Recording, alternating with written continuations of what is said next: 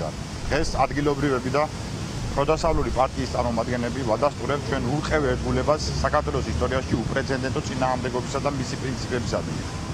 დღეს ხელისუფლება მიტაცებული ყავს ერთ ადამიანს, ამიტომ შესაბამისად 19-ში ვიკრიბებით თბილისში და კიდევ ერთხელ ვადასტურებთ ჩვენ დიდ ერთობას საქართველოს დიდი წინააღმდეგობის.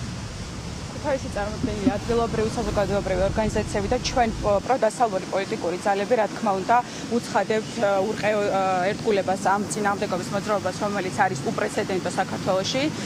ჩვენ უნდა დავამარცხოთ ეს ანტიქართული, ანტიევროპული და ანტიდასავლური ძალა, რომელიც არის ივანიშვილის სახით წარმოდგენილი.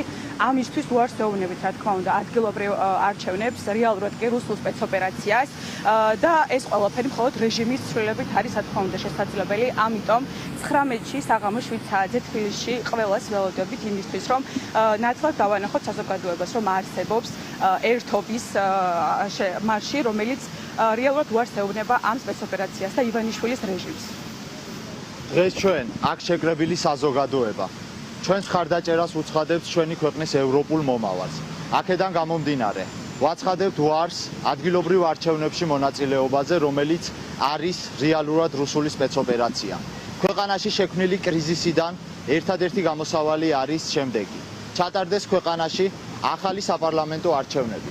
სწორედ ამიტომ მოგიწოდებთ ყველას, შემოგვიერთდით 19 ივნისს 7 საათზე დაგეგმილ აქციაზე, რომელიც ჩატარდება საქართველოს ყველა დიდ ქალაქში.